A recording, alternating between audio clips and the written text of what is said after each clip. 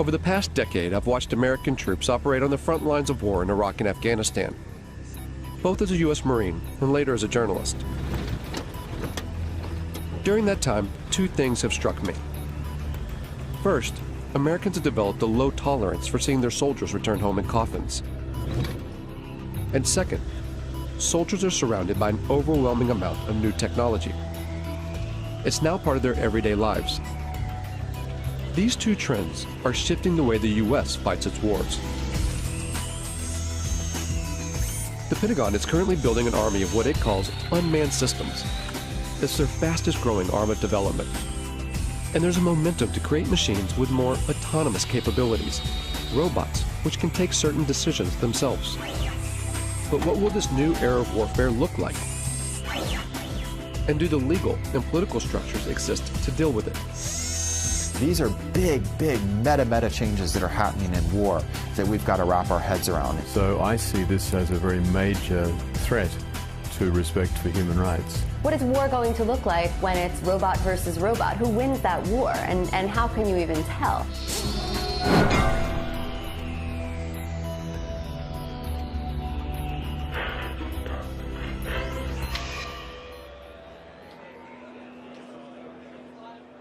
This is the largest gathering of robotics companies in the world. It's organized by AUVSI, the Association of Unmanned Vehicle Systems International. So these are successfully used in operations at the reactors. Hundreds of private corporations and university researchers are here to show off their latest cutting-edge inventions. And so there's things that we can actually pick up with the gripper, use them to defuse a bomb, and then put them back. They're all either selling their products or soliciting funds for their projects. And most of them are targeting a single customer with deep pockets, the U.S. military. This is an annual conference for the robotics industry in Washington, D.C. Years ago, this was a pretty small gathering. This year, there'll be over 7,000 attendees. It's an enormous business here now.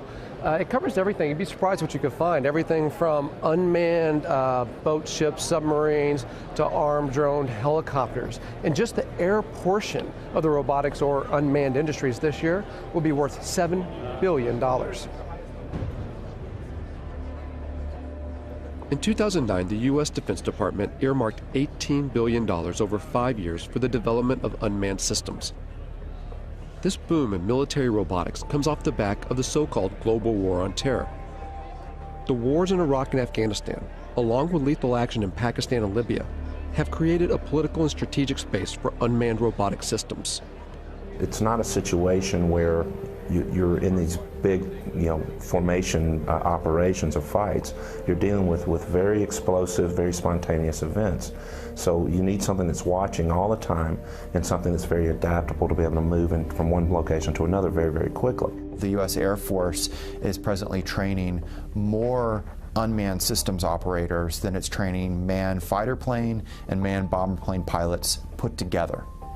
But that actually makes perfect sense because they're actually buying more unmanned systems than they're buying manned fighter planes or manned bomber planes.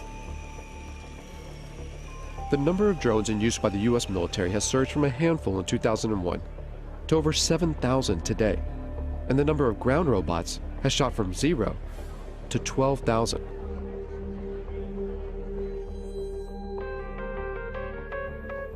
When you start to take a look, the amount of robot research funded by the U.S. military is astonishing.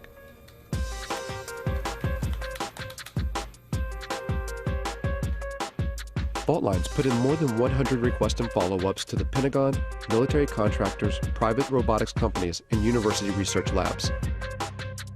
But gaining access to see how these tax dollars are put into use isn't easy. When we could actually get a response, it was almost always a firm no. After several months of chasing, only a handful agreed to allow us to film.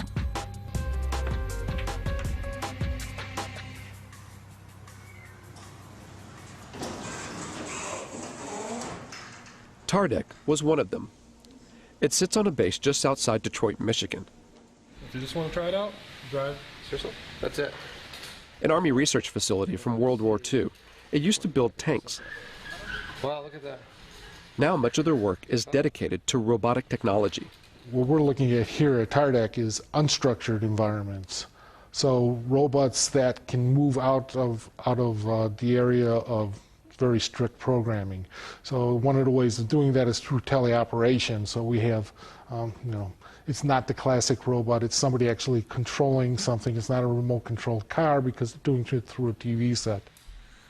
All the robots here are collaborations between TARDEC and private companies or university labs, or both.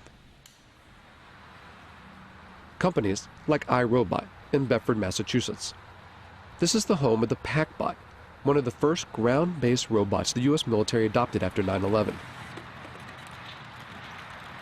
Thousands are being used in Iraq and Afghanistan to defuse improvised explosive devices, or IEDs. The old way of doing business was to ask an individual, our sons, our daughters, our brothers, our sisters, to mount up one of those heavy, cumbersome, hot bomb suits and literally to waddle out to go face to face with an IED. Today, we do that at distance, and we do it virtually via a robot. Much, much better way to do business. So the interesting thing about this one is light. It weighs about 5 pounds or so. And here's what the military wanted. A robot that you could throw, say over a wall or something, and then look, it rights itself. And now you can see over that wall with the cameras on that robot. With video game-like controllers, soldiers can guide recon robots like this one to see over walls or defuse bombs. These ground-based robots add a buffer between the soldiers that use them and a potential threat, whether it's a bomb or a human enemy. But technology designed to save lives can be easily modified to kill. The step between putting a laser beam on someone's forehead, it's not a technological leap to then putting a bullet in their forehead. It's actually a legal, political question. We feel strongly and ethically that there has to be a man in the loop. If you look at the history of any military technology, it typically starts in reconnaissance, then becomes frustrated that you see bad happenings but can't deal with them, and it evolves to strike. Really, the technology will happen. It's how we're going to deal with that technology. While the idea of arming ground robots still seems taboo, in the air, it's a line that has long been crossed. At a Utah Army testing facility, the military has invited members of the media to a display of its unmanned aerial systems. We're going to showcase that entire package for you here today in a way that I think is going to really resonate with you once you see what's inside and behind the curtain. It's the largest drone demonstration the U.S. Defense Department has ever allowed to be filmed. As the drones fly overhead, journalists watch the mock operation from inside a hangar. From 7,000 meters in the air, the Gray Eagle hunts its target. 8-9, Overlord Maine. Maintain eyes on that truck. It's estimated that the Pentagon will invest nearly $37 billion toward drone development through 2020, advancing unmanned systems more than piloted aircraft. Oh, I think it's fundamentally changed warfare. I think it's fundamentally changed the way we operate. I think eventually it's going to fundamentally change the way we live in the United States. And now we have a technology that allows you to carry out acts of force without having to think about some of the consequences, the political consequences of sending sons or daughters into harm's way. So in my mind, the barriers to war in our society, they were already being lowered. Now we have a technology that literally takes those barriers to the ground. Apache 17, track target 2. All of which make it such an attractive tool for the U.S. But drones are some of the most controversial weapons in the American arsenal, particularly in their use for targeted killings, a phrase first termed under the Bush administration's so-called War on Terror, to use lethal force against specific individuals. It means killing people, often outside official war zones. The program has been ramped up under the Obama administration. In places where there would be very serious geopolitical ramifications and the ramifications of American lives being placed on the ground in those dangerous situations, the drone appears like a silver bullet. Pakistan has borne the brunt of the silver bullet. And it's all secret. The CIA, not the military, runs the Pakistani drone program. The CIA is not required to offer any information about its operations, how it selects its targets, who's in charge, and how many people are killed. And the Obama administration will not officially discuss the CIA drone program, not even to confirm or deny its existence. If they can't even say the word, where's the accountability? How could we even know how well this program is working, even if you want to put aside the questions about whether we should be using drones as instruments of war? There's just so little transparency and so much opacity when it comes to this program, when it belongs to the CIA, that some people now think if it belonged to the military, you could at least get more insight into how it works and then debate about whether it should be run this way. Reportedly, civilians and private contractors control the CIA drones, pushing a button from their offices thousands of miles away in Langley, Virginia. At the time this film was made, there have been 308 drone strikes reported in Pakistan since 2004. 256 of those under President Obama. That figure could be far higher. Over 200 strikes hit the region of Waziristan alone, roughly one attack every 4 days. Conservative estimates put the total number of deaths around 2,900. Of those, over 750 were civilians, including 175 children.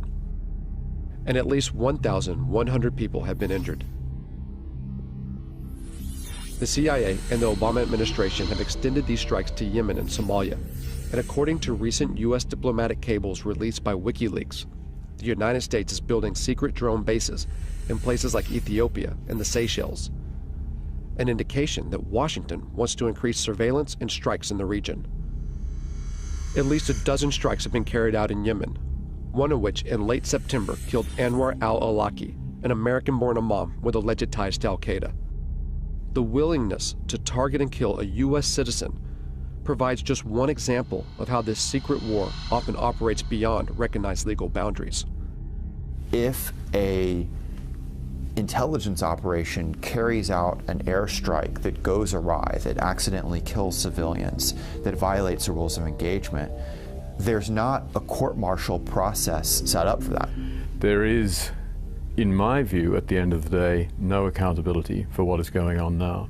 Philip Alston spent 6 years studying the legality of the U.S. drone program for the United Nations Human Rights Council. The congressional committees have, as far as anyone knows, never exercised oversight in any specific way in relation to these killings.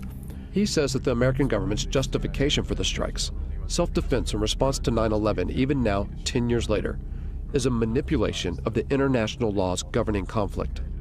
Now, in terms of international law, that represents a fundamental breakdown in what are called the rules on the use of force. It would enable the United States to use force against any target, any country, any time. Following 9/11, Congress passed a resolution called the Authorization for Use of Military Force, or AUMF. It allows the U.S. president to use military force anywhere against people believed to be responsible for 9/11. And when the Obama administration has been asked, what authorities do you possess to go, into Yemen, to go into Somalia, even, outside Afghanistan into Pakistan, for the purposes of attacking people that you say are aligned with al-Qaeda, they use the AUMF. I think the U.S. is certainly risking setting itself up for a significant global backlash against its extension of power extraterritorially. But the bigger problem, of course, is other states saying, well, this is the norm. You do it. Why shouldn't we do it? The UN Human Rights Council has taken no action to further investigate the legality of the U.S. drone program. While the U.S. continues to expand the program, 45 other nations are working on their own drones, many being sold on the open market. In the rush to churn out robotic military systems, who buys these technologies and how they're used has minimal international oversight. In short, the law is not keeping up with the pace of development. You know, technology doesn't stop, and that's, I think, one thing that people need to realize is that it's accelerating ever faster, not just in the number that we're using it, but how advanced it is. The accelerated pace of development is such that it is inevitable that we are creating machines that are going to be able to do things we cannot currently conceive of them doing. I think if the United States were serious, part of this major program to, if you want to create a word, to robotize its war-making functions, would be to build in various safeguards designed to ensure respect for the laws of war. There has been a mad dash for advancement with very little consideration for how that advancement will play out against human society. And Rita J. King is a futurist who studies the potential dangers that technological advances in robotics and artificial intelligence can bring. Within the United States, you have the military, and then you have, private business, and you have universities. So all these different groups are doing their own research and their own creations at different paces, and eventually there will be more of a coming together of these different aspects of the programming and the creations, and we will cross a line. In a university lab at Virginia Tech, Professor Dennis Hong and his students work on a robotic soccer team. The real thing is, if you want to use these robots outside the lab in real life doing real work, then without all the skills needed to playing soccer, it won't happen. So it's a really good controlled competition where we can develop all the technologies needed for robots to be used in real life. Virginia Tech's funding comes from a variety of sources. These robots are part of a project sponsored by the National Science Foundation. But they also take on projects financed by the U.S. military. So as a research lab, the technology we develop, we want the society to be using our technology. Of course, many of our robotics projects, most of them, if not all of them, are to help the society. But here they recognize that a technology's ultimate use is unpredictable. Time to time, as a group, we sit down and discuss about these kind of problems. Mainly, it's very sensitive, especially for when you work on military-funded projects and those kind of things. But many times, we don't have any control once it leaves our hands. However, that's true for any technologies, any science besides robotics as well. It's hard to put a timeline on how fast robots and artificial intelligence will develop. But almost everyone we spoke to seemed to believe that in just a few decades, the robots that will exist in our world will be unrecognizable by today's standards.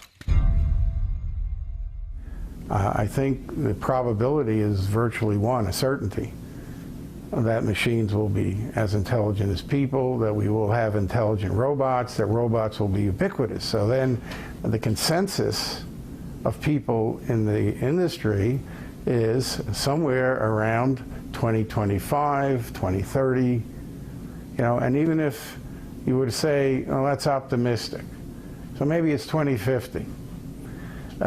Maybe some of us won't be around to see it, perhaps, but it's not that far in the future. It's not 1,000 years. It's not 500 years.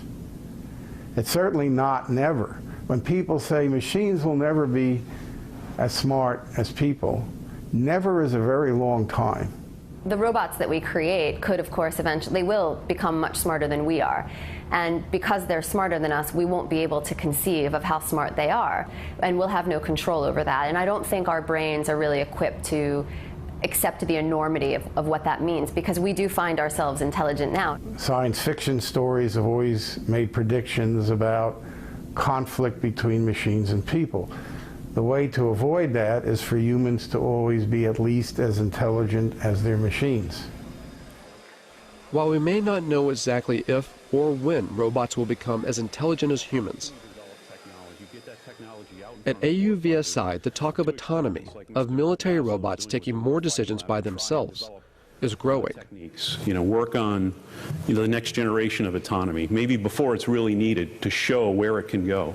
General Riggs talked about unfair advantage, and I'm in full agreement with him. We want unfair advantage. We want lots of unfair advantage. Why shouldn't we? And unmanned systems, and especially weaponized unmanned systems, clearly provide a huge advantage.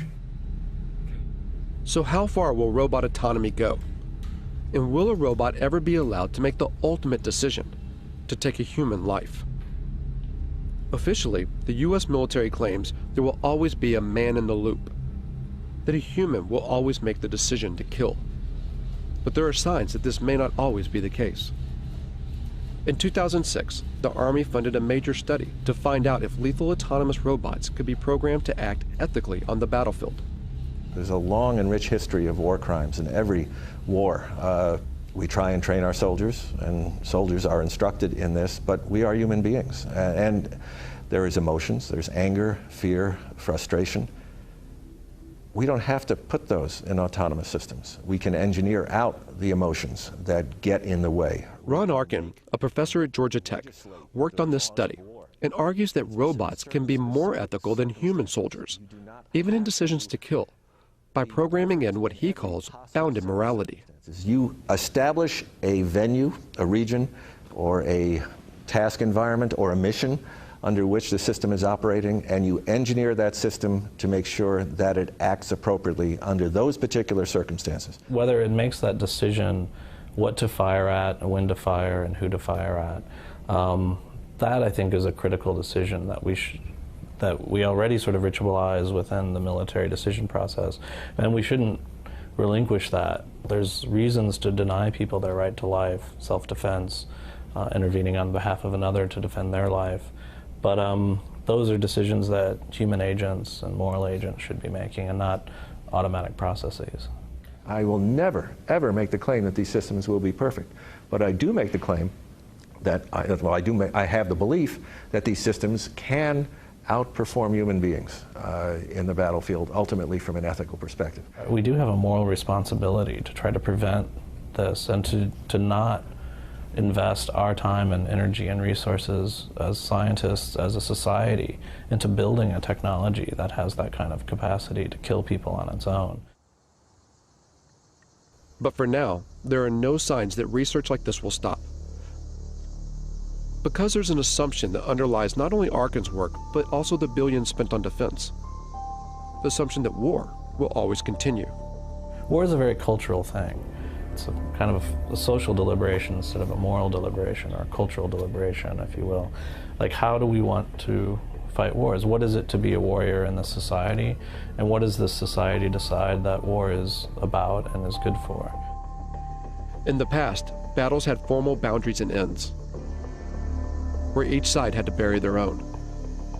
But as more robots go to war on behalf of humans, what stake does society hold? As killing becomes more automated, does it make war all too easy? So I think that is a big issue as far as what these technologies are going to do, and making war much easier to become involved in, and really detaching, especially in the United States, the American public from its sense of responsibility and moral and social deliberation that should go into deciding when wars occur. A lot of people say, well, why don't we stop working on this technology? There's a problem, though. You'd have to stop science. It means you'd also have to first stop war and stop capitalism. And there's such a vast amount of money that goes into thinking about defense problems and solving defense problems, that if we turned that time and energy and resources into solving more practical problems, we would actually probably alleviate most of the social and political problems that cause us to have defense and security concerns. And the fact of the matter is that most of the funding that's going into robot research, of course, is to create a better war machine. And to what end? It demonstrates how far we are from the sort of intelligence we need to build robots that can help us instead of hurt us.